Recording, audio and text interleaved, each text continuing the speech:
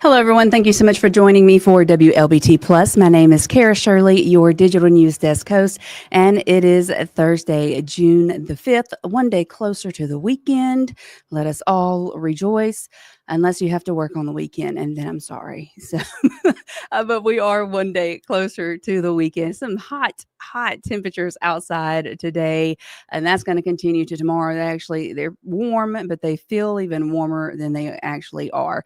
We're going to look at the forecast in just a little bit, and our first alert weather team will be here at 2:30 to give you a full looking onto your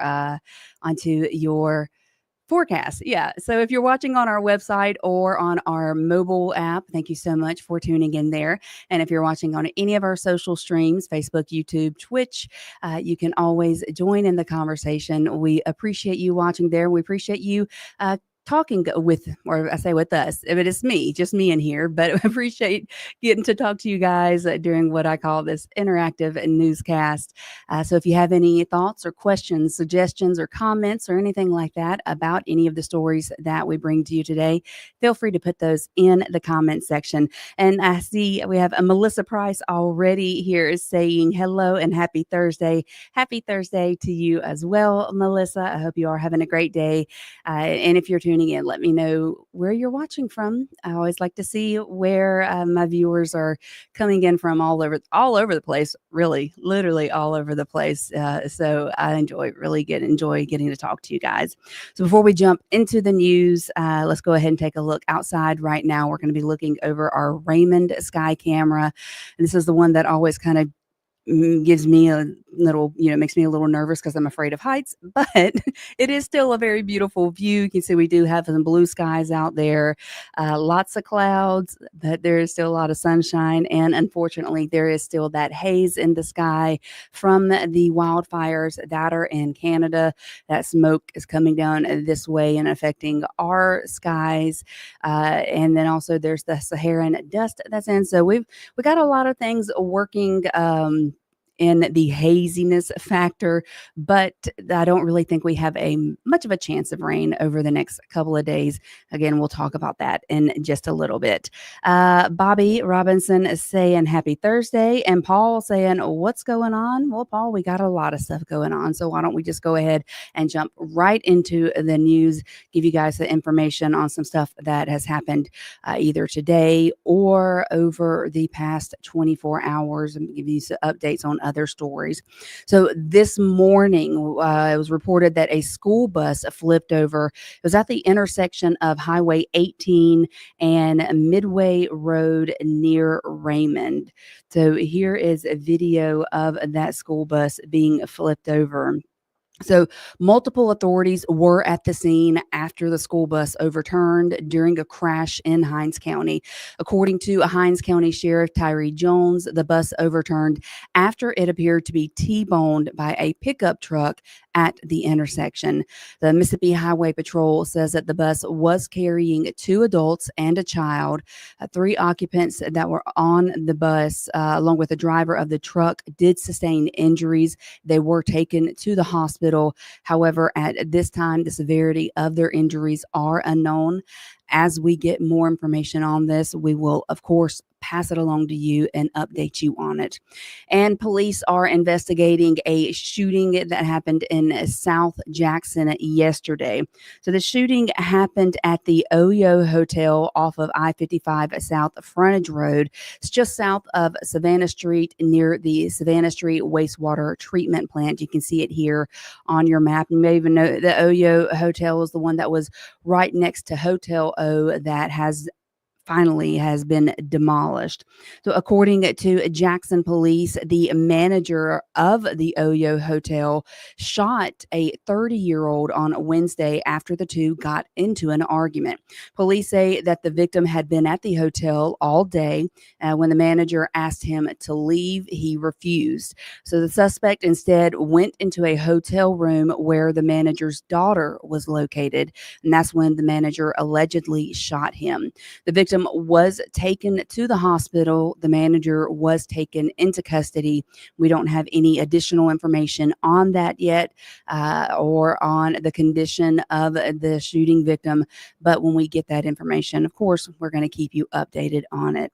And sadly, there was a deadly wreck on the Natchez Trace Parkway. It was a 3-vehicle crash that happened just before 6 p.m. on Tuesday.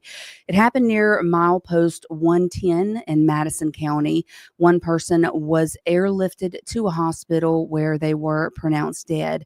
No other information has been provided on the identity of the person who was killed or the conditions of the others that were involved in the crash. And of course, our thoughts and prayers go out to the family of the person that lost their life. So, in addition to that, Mississippi has seen several deadly crashes involving ATVs this year. And that is why first responders are now sounding the alarm that school is out, because with the uptick in temperatures, it comes an uptick in ATV accidents involving children. Lamar County Fire Services say these calls are especially difficult for first responders, which is completely understandable because there are a lot of factors that you have to consider. Where they're at is a big thing. Is it close to water? Could they have ended up in the water? Are they in a roadway where more cars are more of a danger for us and them? And then once we get there, is what kind of condition are they in? Are they under it? Were they thrown from it? And then we go into more of the medical taking care of them. So some counties have programs where parents can enroll their children in an ATV safety course. And of course, just the general safety rules when you are riding any type of a vehicle like that. Make sure it should be a licensed driver driving it. Make sure you have the helmet on, or at least have taken that safety course if they're not a licensed driver.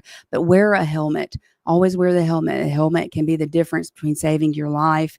And then as drivers out there on the roadways, let's just be more cautious, more aware, pay more attention to the surroundings, and knowing that just because, as humans will do, just because we tell them not to ride the ATVs on the road, people are going to be people, and it will still happen. So everybody does their part to watch out for it. Maybe we can take that death rate from ATV accidents down. I personally have family and friends that have lost children in ATV accidents, and it's a horrible thing to have to go through. So just take those safety steps. Wear the helmet.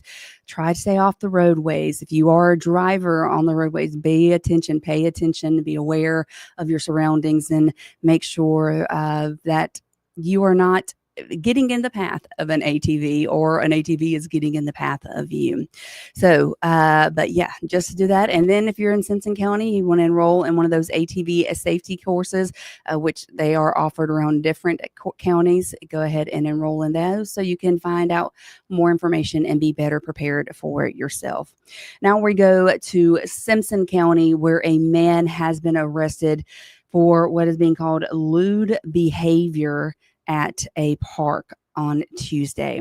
So police say that this man here on your screen, Randy Wiley, exposed himself in front of small children at McNair Springs Park. So McGee police told us that that witnesses spotted Wiley on Tuesday said that he was inappropriately touching himself at McNair Springs Park. They also said that he appeared to be taking pictures of elementary age children while doing so. When the call was made to the McGee police, several parents had approached the suspect who had ran away.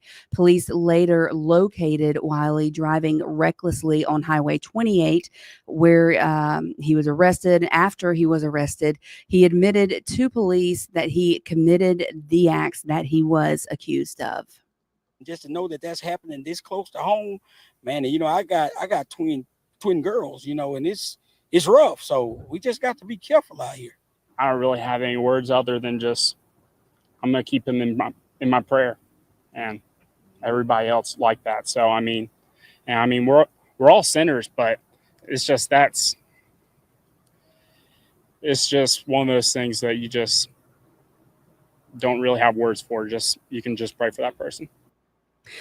So officials say so far, all of the children in the suspect's cell phone were clothed, which does not warrant a felony charge.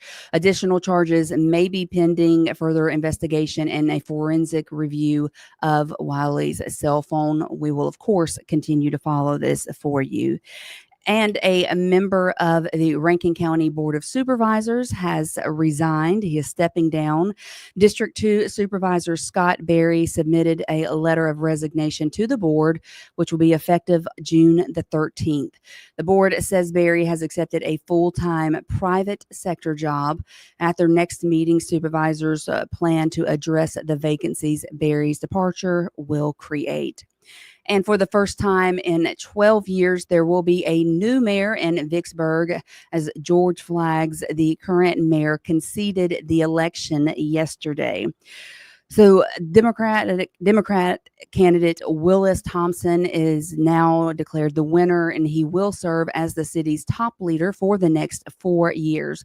Unofficial numbers show Thompson received roughly 44% of the vote, with Flaggs receiving 42%. Thompson won the race with just 61 more votes than Flaggs. Show, especially if we look at the current numbers for the Ward 1 race here in Jackson, where all three candidates on the ticket got 33% of the vote. It is literally coming down to the mail-in ballots and the affidavit ballots. Every vote does count. Every single vote does count. As a matter of fact, in Pelahatchie today for Ward 1 in Pelahatchie, they had three candidates on the ballot. The first two candidates received 34 votes. Last candidate received 18 votes. Well, because the first two candidates tied, they are actually having a coin flip this afternoon to determine who wins that race. Every single vote counts. So yes, in Pelahatchie right now, or not right now, later today, they will be flipping a coin to see who wins Ward 1. So I believe we're going to try to be there and cover that, but it just goes to show it's perfect example of how every single vote does in fact count. Well, hours after his landslide victory in the Jackson's mayor race, State Senator John Horhn told 3 on Your Side that he is ready to hit the ground running. He won't take office until next month, but the mayor-elect says that he is already mapping out his first 100 days, including what he plans to tackle first. Horhn got more than 2/3 of the vote on Tuesday in a race with 4 other candidates. He sat down exclusively with 3 on Your Side to answer questions about the upcoming administration. And he says that only one of the other candidates called to offer congratulations Tuesday night, and that candidate was Rodney DePriest. Have you heard from Mayor Lumumba? Has he reached out to you? And if so, what has he said? I've not heard from the mayor. Once we finished with the runoff, normally you would get a call. We haven't gotten a call. And I think that, there was a lot of bitterness and a lot of disappointment on their part that may have influenced that behavior. But it is what it is. Horn says that his team will be sending a letter to Mayor Lumumba today asking for a briefing ahead of the transfer of power. And you can see more of our exclusive interview with Mayor-Elect on our website, or rather over the next few days, we will have more for that. And it has been 1 year since a man was shot and killed in an officer-involved shooting that happened in Flowood. The mother of the man who was shot, 27-year-old Preston Banks, that is him on your screen, says that she is still trying to fill in the gaps with what actually happened on that day.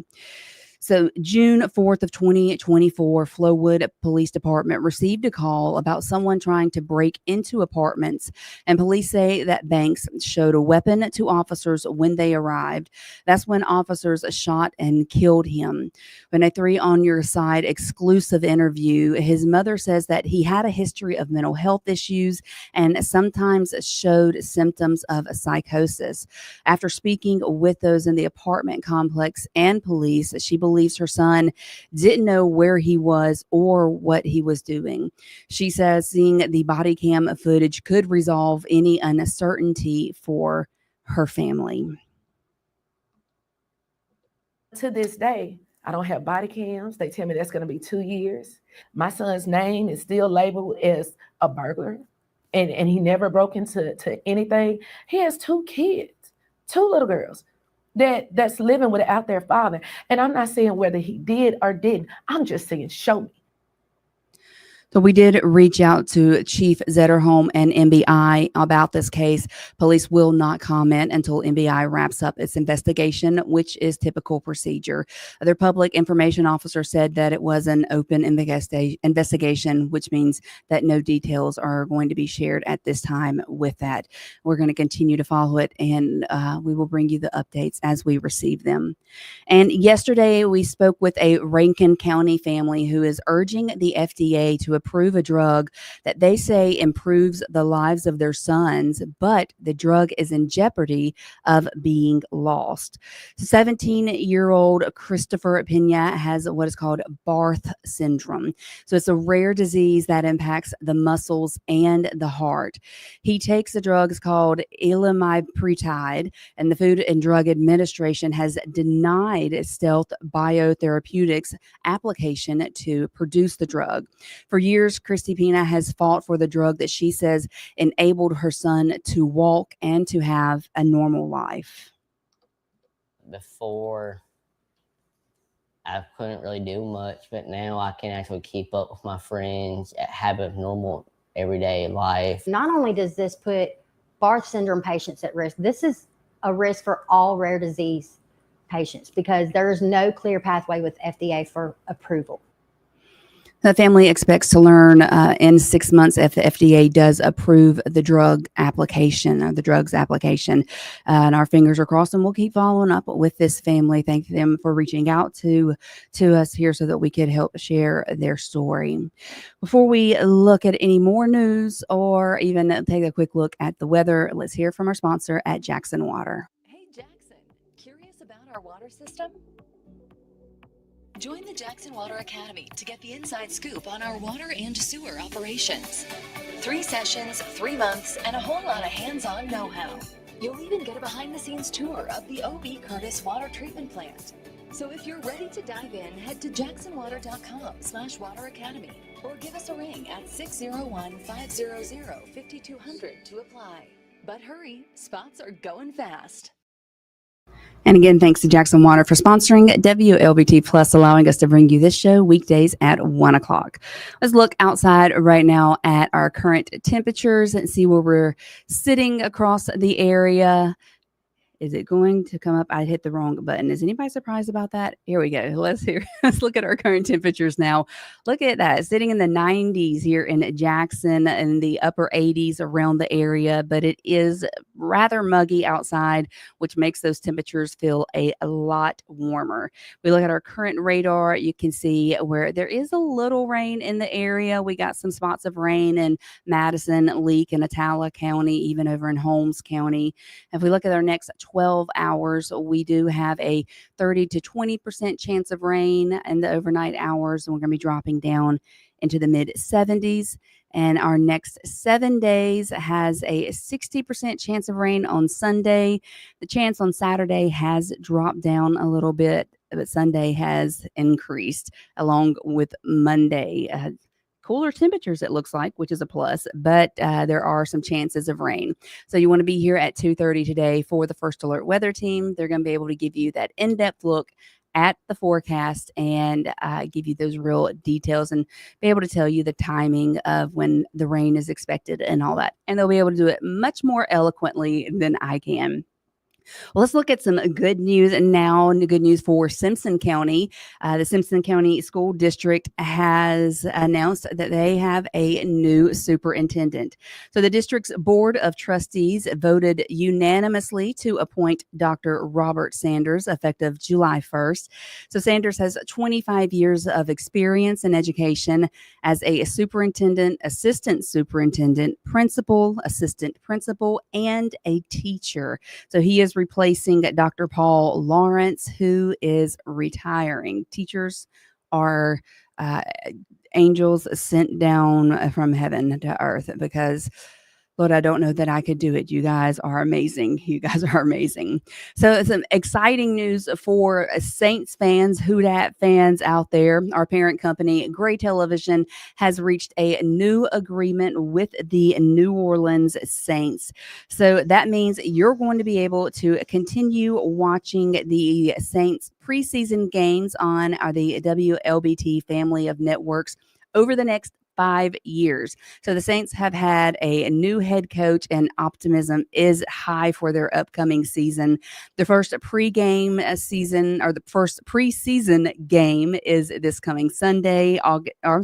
Is Sunday, August 10th, and not this coming Sunday. We've got a little while to go before we get to August, but that is when their first preseason game will be. They're going to be playing the Los Angeles Chargers, and this year's other preseason games are against the Jaguars and the Broncos, but you'll be able to watch the Saints, all the Saints here on WLBT.